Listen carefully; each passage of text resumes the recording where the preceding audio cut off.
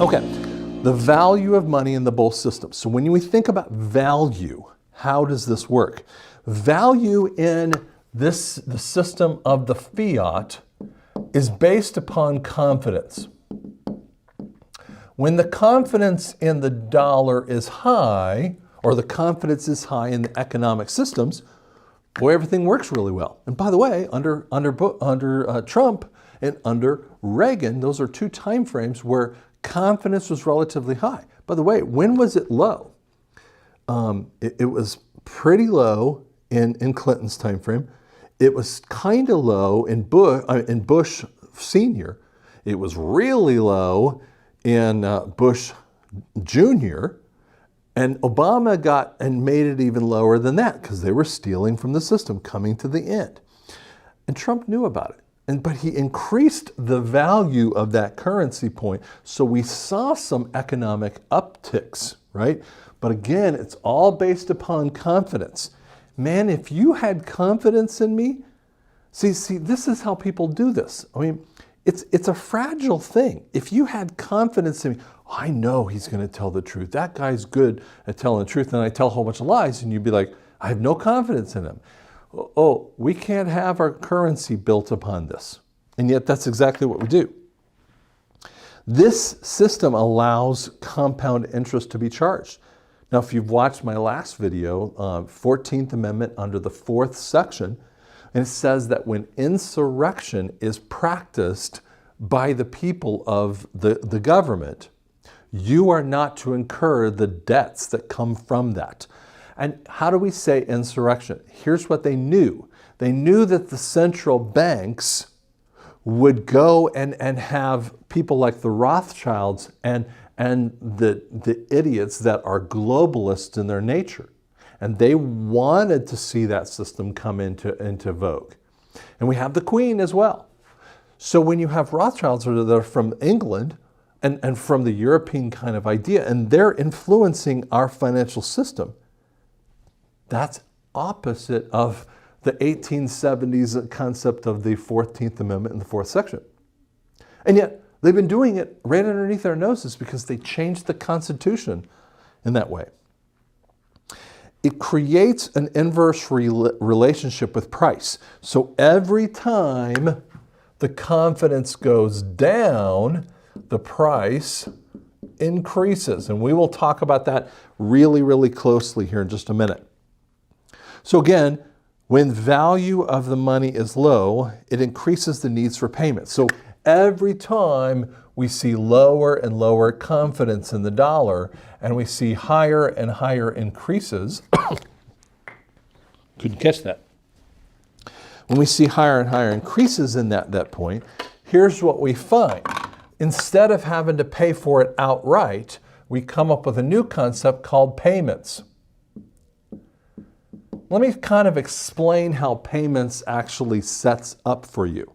So let's just come up with a fictional car, okay? And you say, I need a new car and my budget is $300 a month, okay? Because that's what you're talking about, your payments. Most people walk in, like 95% of the people walk in with payment kind of things. So the little sales guy comes up and he goes, oh, well, we can get you in that, your favorite thing, favorite car, for $350 a month. You're like, what? I can't do that. So he comes back to you, he goes, well, then what could you do? He comes back to, and he says, what is your potential? What's the top you could come up with? You see, you walked in with a $300. You said, well, I could probably do, $320. Now you just raised your number. They got a lot of room to do this. See, not just 5-year notes, but 6-year notes and 7-year notes and whatever they want to do, okay? Changing the interest rates and all this other stuff. Then they come back to you with your favorite car and they say $327 a month. And you're going, making diamonds, and you finally come up with, fine, I can do that, because you're going to move them around a little bit of money, and you figure out a way that you can finally do that and walk out a little bit happy because you got the product, and you forget about the payments until it really starts coming due. This is how they do this, and how they manipulate it so they can actually rise the price farther and farther and farther. Okay? Now, when we move into an asset-backed economy, the value of the money is increased. One of the things that you'll start seeing happening, so we'll erase the screen here, is first off, people have gold right now. And I have some gold as well. And when we have a gold-backed economy, here's one of the things that happens. Right now, gold's sitting around $2,000 an ounce, okay? Make up a number. Now, there's actually, in my book called Revelations of the Red Pill, there's a woman, and I'm blanking her name out. It's a really hard name. She's passed away. In 1995, she predicted when gold was 368 an ounce. She predicted if you don't let the Fed and you don't let the government play a part in it, she predicted a number like this. She said it could go up to $5,000 an ounce or more. That is a profit like nobody's been. Actually, she said $2,000 to $5,000 at the time when it's 368. Like, holy cow. That's when I sat and I go, wait, I need to really read her article. And I kind of reference this in this book. But what if gold sits at around $5,000? Just say for the heck of it. Even if you don't like my number, just stick with me for a second. So let's say they set it, and they have to set it. Who sets it? The Treasury Chairman. Do not believe it's Janet Yellen. She is a capitalist. I mean, she's a globalist sicko. She's done, okay? It's Steve Mnuchin. Do you know that Steve Mnuchin made one of my favorite movies?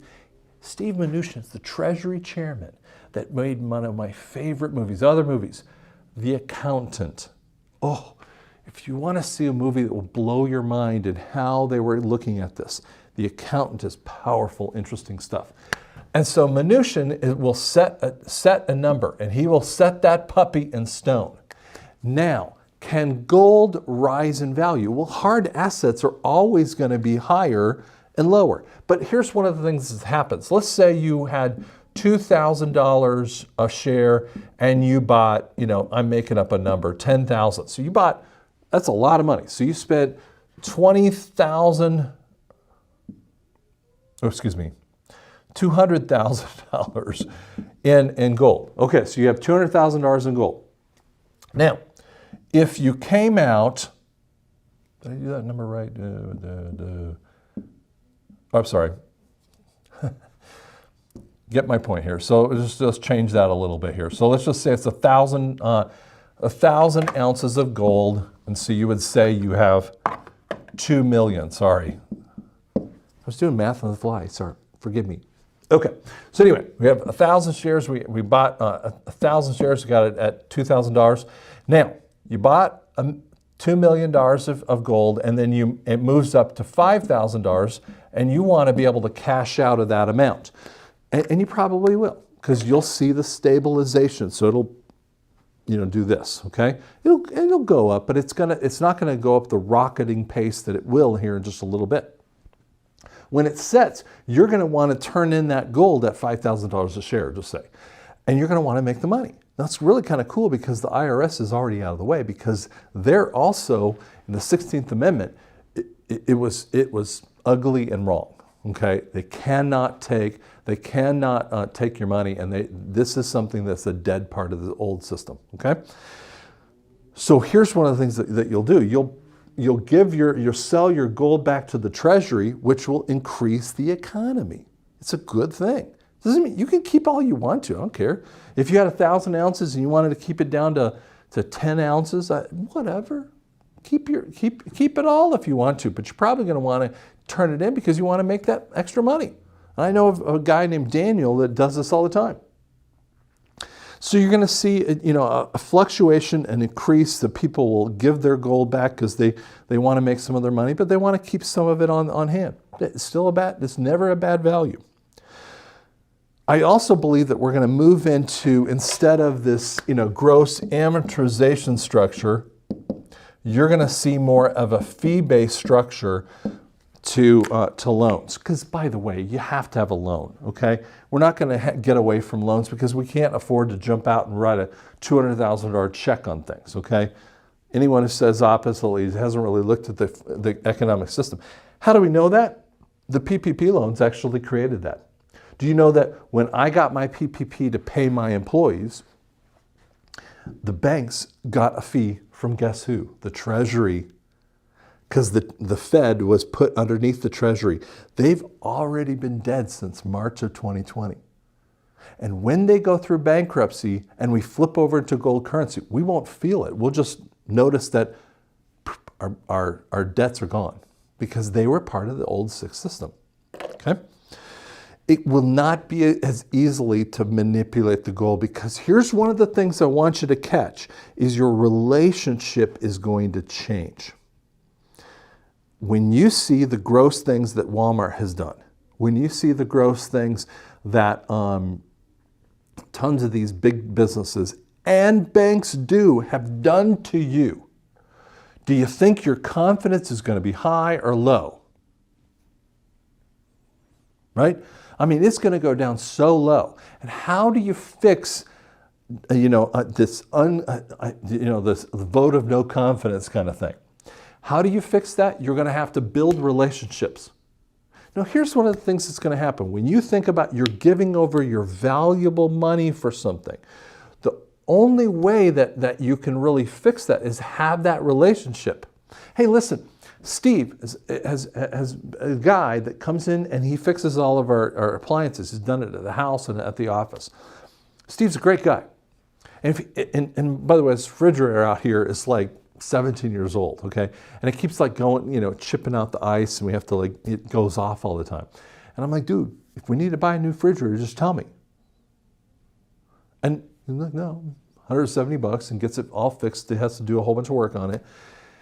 It's part of the process that happens with that. Because I trust him, I'm going to pay what he's going to ask me to pay. Not a problem at all. And I think that relationship has to come back. But those people who have lost your confidence, like in the banking system, they're going to have to pay for it through the teeth. And they're going to have to be and the only way you fix that is by transparency. And so when the value of the currency is high, a decreasing need for those high prices and less credit. So you're going to start seeing this flipping. So again, when the value of the money is incredibly high, price has to have an absolute decrease. Now, one of the things you can piss me off, I'm just telling you the truth, is when you say things like 1950s pricing. I had a guy that was throwing out something to me the other day, and he was like, well, I want President Trump to bring back, require 1950s pricing. I said, do you want a dictator? Trump he's an economist. He's a smart guy. He's not going to mess with that system. Who sets pricing?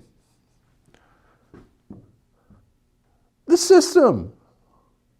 The market. We call it the market sets the price. It's what you want to pay for that and what they can think that they can do for that. So there's always a give and take. It's always a fight a little bit. It's never a perfect system.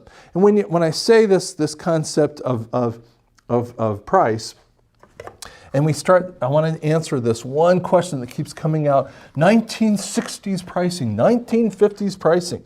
See, that's a horrible, horrible analogy. Here's what I want you to think about. My dad had a 1966 Ford Bronco. That sucker had a 4-shift, right, a 4-gear kind of thing.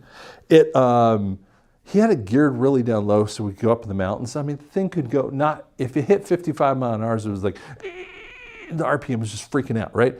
And the dashboard was really simple. AM radio, that's all you had, right? Compare that to a new Bronco, and I'm going to make up a number, okay? The technologies within it is 30. You just think of the technologies. What? 130 technologies, 1,000 pieces of technology in it. So if there's 1,000 pieces of technology, or even 130 versus the 30 technology pieces in the Bronco, how could a new Bronco be the price of a 1966 Bronco?